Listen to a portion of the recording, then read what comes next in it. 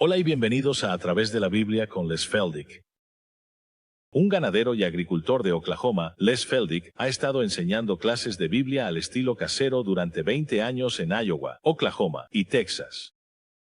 El estilo único de enseñanza bíblica de Les Feldick ha hecho que los libros de la Biblia cobren vida. Cuando Les está enseñando, es tan interesante que la gente dice que el tiempo parece volar. Y ahora, aquí está Les Feldick. Bueno, vamos a ir directo al grano en esta media hora. Y primero les voy a pedir que se dirijan aquí en el estudio a Hebreos capítulo 2, versículo 4, y luego vamos a volver y echar un vistazo breve al Evangelio de Juan. No va a ser exhaustivo, no va a ser versículo por versículo. Vamos a ver las 8 señales que Jesús dio a la nación de Israel, de las cuales me temo que mucha gente simplemente nunca ha entendido la imagen completa. Siempre han oído hablar de los milagros y demás, pero vamos a echar un vistazo breve a ese aspecto del Evangelio de Juan. Una vez más, nos gustaría dar la bienvenida a nuestra audiencia de televisión, y apreciamos el hecho de que ustedes son parte de nuestra clase aquí mismo. Confiamos, y sé que muchos de ellos lo hacen, en que seguirán estas referencias y estudiarán con nosotros. Siempre he mantenido que no tienes que estar de acuerdo conmigo, pero si puedo, de hecho lo leí la otra noche y se lo compartí a Iris mientras lo leía, un gran maestro dijo que la verdadera marca de un buen maestro es si puede motivar a sus estudiantes a estudiar. Y si puedo hacer eso, ven, entonces he cumplido mi propósito. Porque no quiero que simplemente salgas de aquí y digas, bueno, eso es lo que dijo Les. Quiero que puedas estudiar la palabra. Es tan emocionante. Tiene la televisión, excepto por 30 minutos, no se compara con la televisión. Así que toma una Biblia y consigue una buena Biblia de referencia. No me voy a poner exigente y nombrar ninguna en particular, pero aprende a estudiar, porque, y este es el punto que trato de hacer, mientras enseño lo intrincadamente, que todo este libro encaja. No está simplemente ensamblado por hombres, sino que todo encaja como un reloj bien ajustado. Así que, de todos modos, al entrar ahora en el Evangelio de Juan, hay algunos puntos que quiero mencionar antes de que realmente comencemos, versículo por versículo. Número 1. Juan, como he puesto aquí, es el cuarto de los evangelios, incluso en el orden cronológico en que fueron escritos. Mateo fue escrito primero y presenta a Cristo como el Rey. Ahora estoy seguro de que la mayoría de ustedes está al tanto de estos títulos. En el libro de Marcos se le presenta como el siervo. En el libro de Lucas como el Hijo del Hombre. Y así, esos 3 evangelios normalmente se llaman los evangelios sinópticos. Y aunque esos roles son desempeñados por el Mesías, el Hijo de Dios, es predominantemente su humanidad la que está en juego. Pero cuando llegas al Evangelio de Juan, que se distingue incluso de los 3, ahora estamos tratando con Cristo como Dios. Ahora te daré algunos pequeños detalles. Por ejemplo, en los 3 evangelios sinópticos, el lenguaje es correcto. Él ora al Padre, y esa es la palabra, Él ora. Pero verás, en el Evangelio de Juan, incluso en contra de la versión King James, que aún siento que es la mejor, incluso en Juan, los traductores han usado la palabra Él oró al Padre, y eso no es lo que dice en griego. Como Dios no tenía que orar a Dios, ¿qué crees que podría hacer? Simplemente le habló y dijo. Ahora, ¿qué diferencia hace eso? Pero en los 3 sinópticos es correcto decir que Él oró al Padre. Esa es una diferencia. Otro punto es que en los 3 evangelios sinópticos, los 3 registran sus tentaciones, porque eso trataba principalmente con su humanidad, como Hijo de Dios, por supuesto. Juan no trata sobre las tentaciones, nunca las menciona. Otro punto es su agonía en el jardín y cómo sudó gotas de sangre. Los 3 evangelios sinópticos lo registran. Juan no lo hace. Ahora, ¿por qué? Bueno, verás, es porque estos 3 tratan principalmente desde su lado humano. Juan está mirando solo desde el hecho de que Él es Dios. Y no pierdas de vista eso. Está bien, déjame mostrarte cómo, aunque soy enfático en que los escritos de Pablo son los más apropiados y reveladores para nosotros, no puedes simplemente separar a Pablo y decir que no tiene nada más para el resto de las escrituras. Todo encaja. Ahora, déjame mostrarte, por ejemplo, cómo Pablo, ahora le estoy lanzando una curva a mi pequeña esposa otra vez. No voy a empezar con Hebreos. Voy a empezar con 1 Timoteo, cariño. 1 Timoteo 1, Timoteo capítulo 1.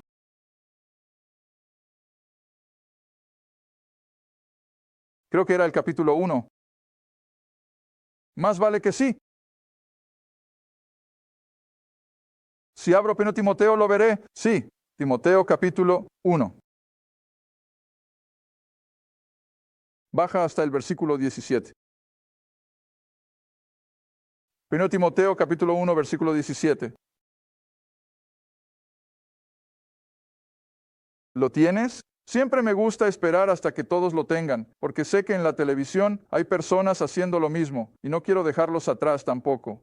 ¿Todo bien? Versículo 17. Ahora, ¿cuál es? La siguiente palabra, Rey, en mayúscula.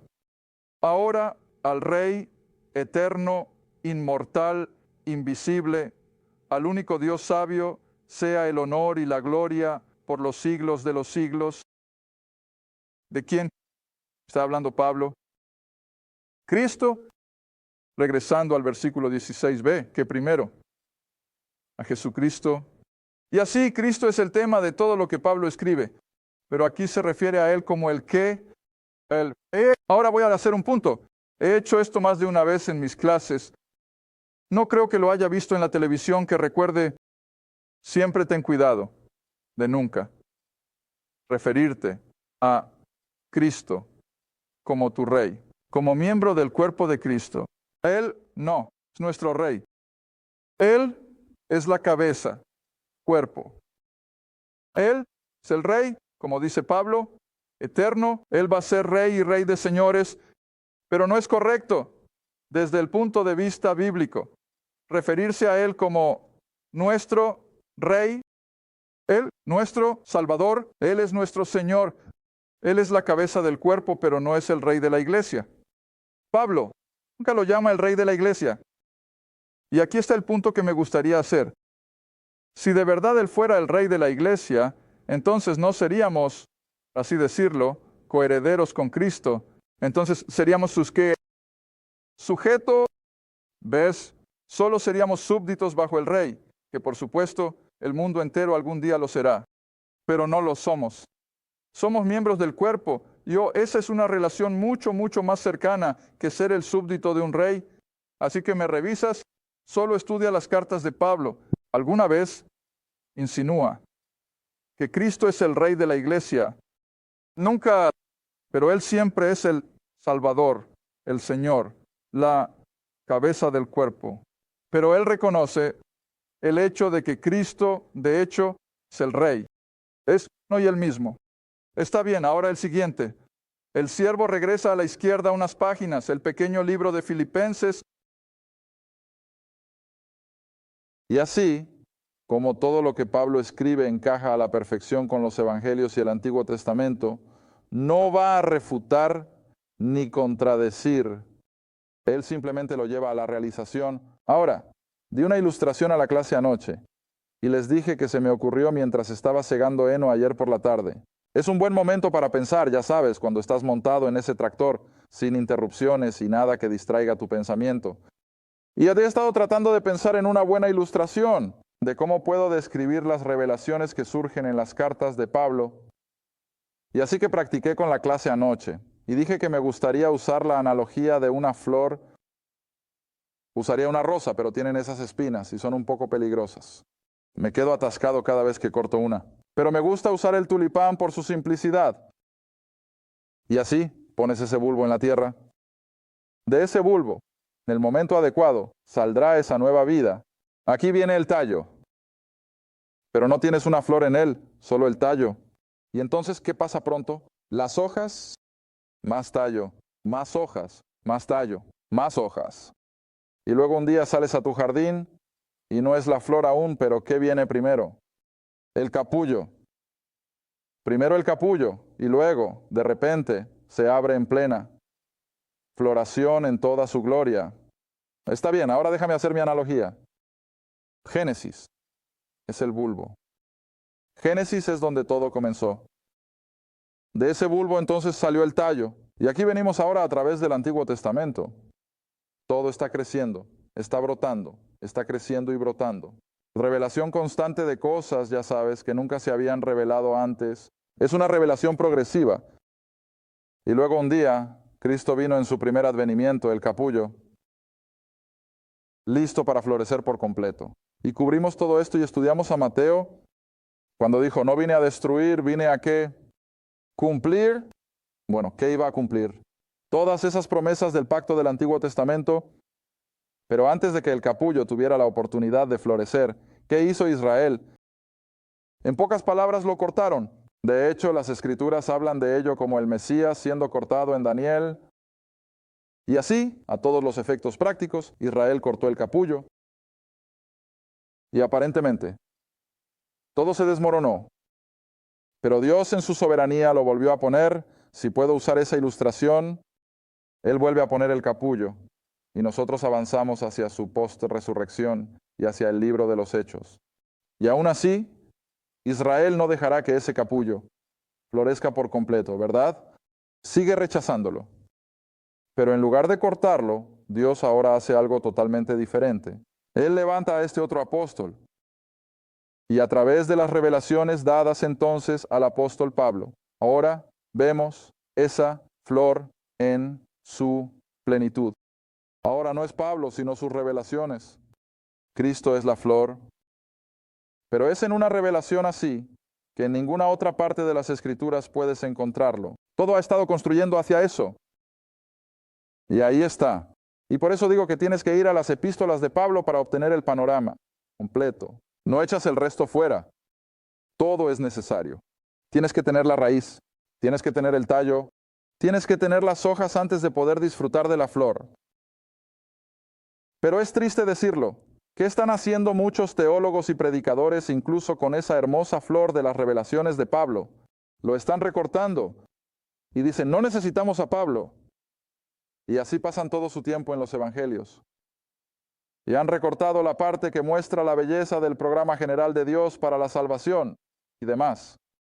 Pero siempre recuerda que si quieres ver el plan de Dios en su plenitud, aparte, por supuesto, de la revelación del fin de los tiempos, pero en lo que respecta a la salvación y el poder de la salvación, la flor completa está aquí en las cartas de Pablo. Está bien, ahora Filipenses capítulo 2. ¿Cómo va a estar de acuerdo con Marcos en que él era de hecho el Hijo del Hombre, el siervo del hombre? Filipenses capítulo 2, baja al versículo 5. Filipenses capítulo 2, comenzaremos con el versículo 5. Haya en ustedes este sentir que hubo también en Cristo Jesús, el cual, siendo en forma de Dios, no estimó el ser igual a Dios como cosa a que aferrarse. Ahora viene lo importante, sino que se despojó a sí mismo, tomó sobre sí mismo. Y voy a poner la palabra sí mismo en tomó. Sobre sí mismo la forma de un qué, un siervo. ¿Ves? Una descripción perfecta de lo que Marcos está tratando de mostrar en su evangelio, cómo se hizo carne, se convirtió en un siervo y fue hecho a la semejanza de los hombres, y al ser hallado en forma de hombre. Ahora, podría usar ese versículo para respaldar el enfoque de Lucas. ¿Cómo lo ve Lucas? En su humanidad como el Hijo del Hombre. Pero no me voy a detener con este versículo. Te voy a llevar a otro. 1 Corintios capítulo 15. 1 Corintios capítulo 15. 1 de Corintios capítulo 15. Cómo Pablo está totalmente de acuerdo con el Evangelio de Lucas en que de hecho él era el Hijo del Hombre. Pero recuerda, él nunca dejó de ser Dios tampoco. ¿Está bien? 1 Corintios capítulo 15 y vamos a bajar hasta el versículo 45. Vine a Corintios 15, versículo 45. ¿Todos me siguen? Y así está escrito, el primer hombre, Adán, fue hecho un alma viviente, el último, Adán, un espíritu vivificante. Y luego el versículo 46, sin embargo no fue primero lo espiritual, sino lo natural, y después lo espiritual. Esa es una ley de las Escrituras que he enfatizado tan a menudo en estos últimos muchos meses. Primero lo natural, luego lo espiritual. Ahora mira el versículo 47. El primer hombre es de la tierra, terrenal. Ese fue Adán. El segundo hombre es el Señor del cielo. Ahora está su humanidad. Ahora bien, Juan, por supuesto, en su cuarto evangelio, presenta su deidad. Ahora, en esa línea, los voy a llevar de vuelta a Colosenses. Colosenses. Empecemos en el capítulo 2. Colosenses, versículos 8 y 9.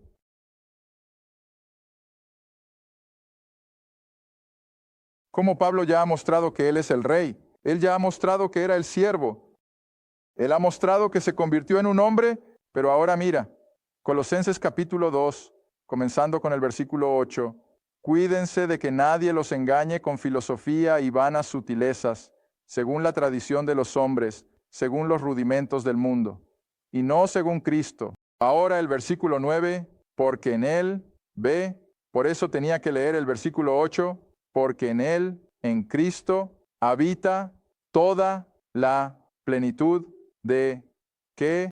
La deidad. Él era verdaderamente Dios, incluso según Pablo.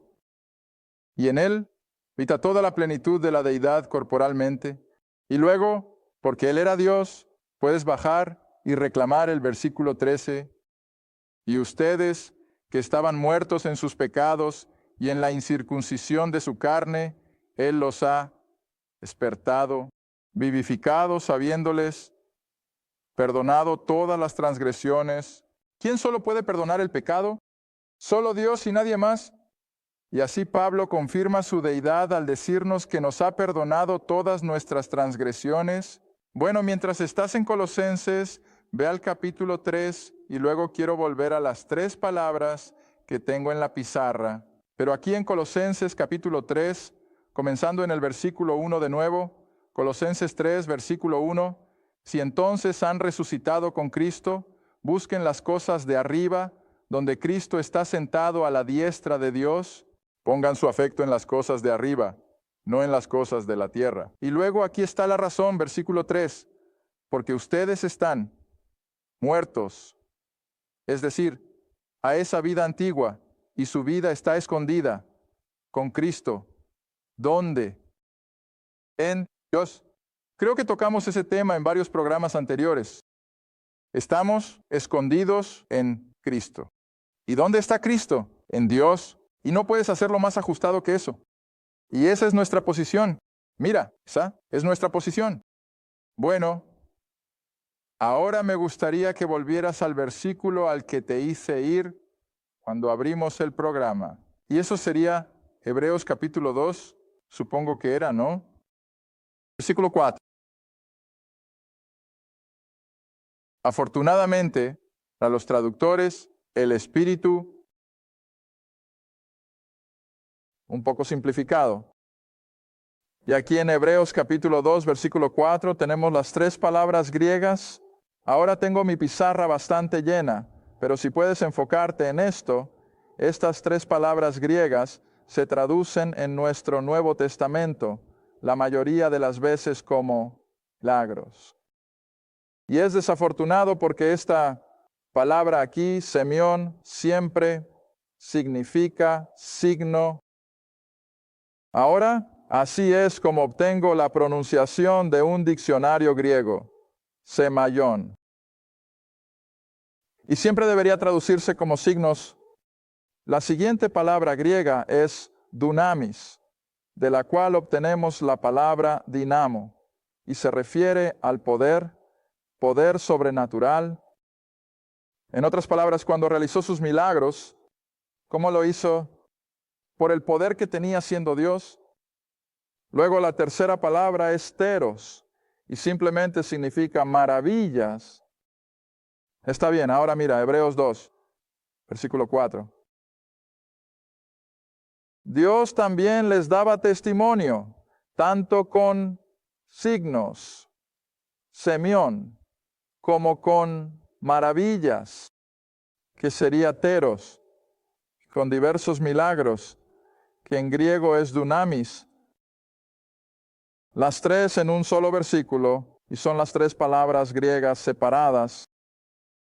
Pero los traductores han mezclado todo esto ahora y llaman a la mayoría de las maravillas y signos milagros, y es desafortunado. Por ejemplo, ahora volvamos al Evangelio de Juan, y creo que podemos ir directamente al capítulo 2, si no me equivoco, y recoger el primero de sus milagros, que no es un milagro en sí, es un signo. Ahora lo explicaré en un momento. Déjame ver. Creo que es mejor que te lleve de vuelta a donde puedo encontrar la palabra primero. Capítulo 4. En el capítulo 4, y volveremos al capítulo 2 en un momento, pero quiero que veas dónde los traductores no han sido muy precisos para nosotros. En el Evangelio de Juan, capítulo 4, versículo 54.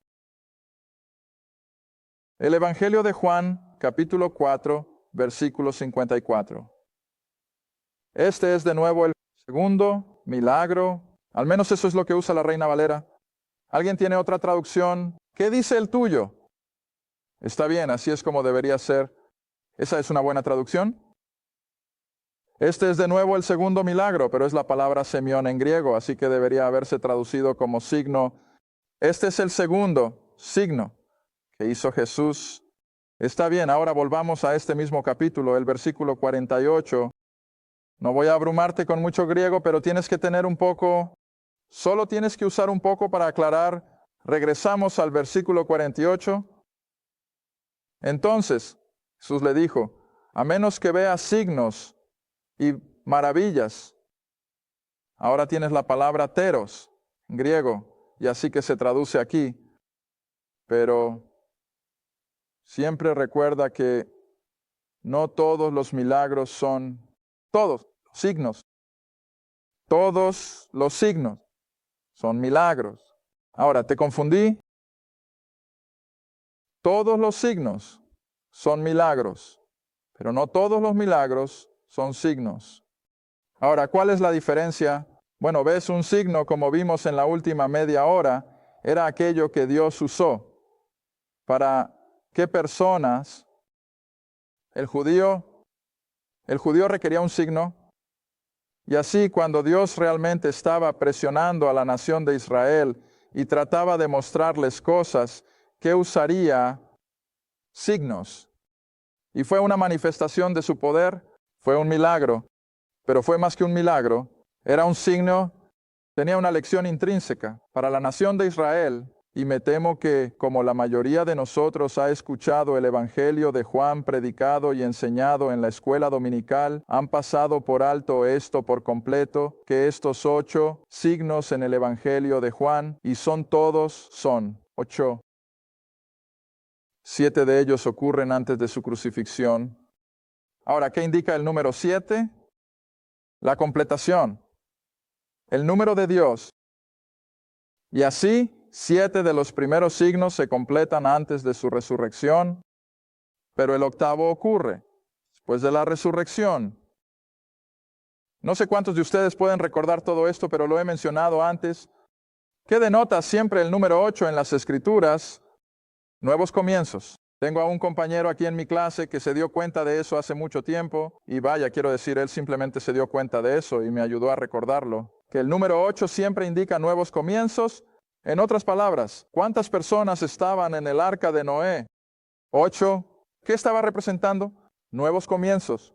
Y así, a lo largo de las Escrituras, el 7 es el número de completud de Dios. Entonces el 8 habla de nuevos comienzos. Y así tienes 8 signos en el Evangelio de Juan. 7 antes de que lo crucifiquen para completar lo que estaba tratando de transmitir a la nación. Y luego el 8 va a significar eso, que todavía está en el futuro de Israel. Y si tenemos tiempo, en la próxima media hora no vamos a abordar pero ahora los voy a llevar de vuelta al capítulo. La boda en Caná, capítulo 2, que sería el primer signo. Es un milagro. Absolutamente lo es. Pero en ese signo.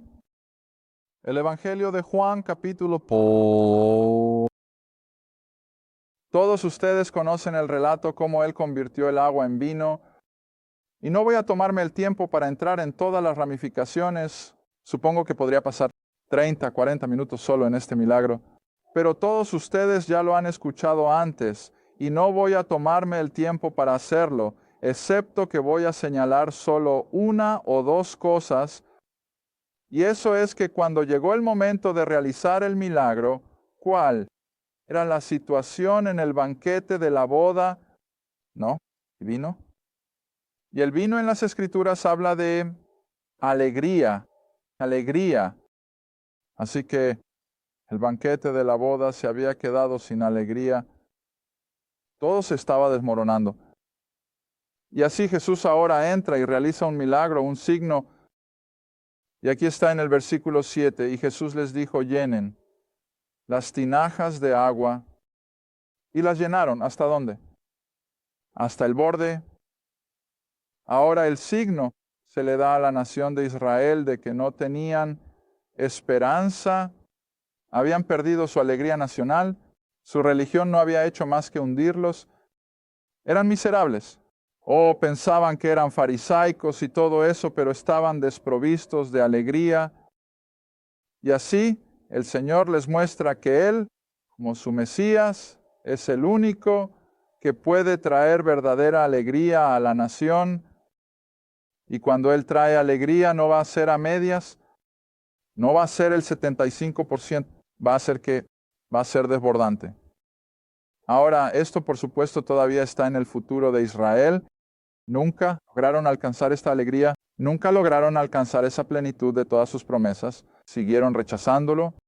Pero el signo para la nación era que Él, el Mesías, sí, Jesús de Nazaret, era el único que podía llenar sus tinajas de alegría, si me permiten. Y así es un signo. Ahora aquí de nuevo en el versículo 11, principio de milagros hizo Jesús en Caná de Galilea y manifestó su gloria, y sus discípulos creyeron en él. Ahora eso respalda lo que he dicho a lo largo de nuestro estudio del Evangelio, que primero y ante todo vino a probar quién era. En segundo lugar, viene a probar que Israel necesita.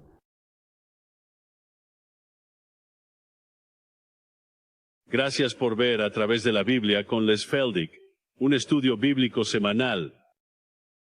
Si deseas más información sobre los ministerios Les Feldick, un estudio bíblico en tu área, o sobre este programa, escribe a Les Feldick Ministries, Ruta 1, Caja 760, Quinta, Oklahoma, 74152. Esa es la Ruta 1, Caja 760, Quinta, Oklahoma, 74152. A Través de la Biblia con Les Feldick es apoyado por los espectadores, y tu donación es apreciada. Gracias, y asegúrate de sintonizar la próxima vez para A Través de la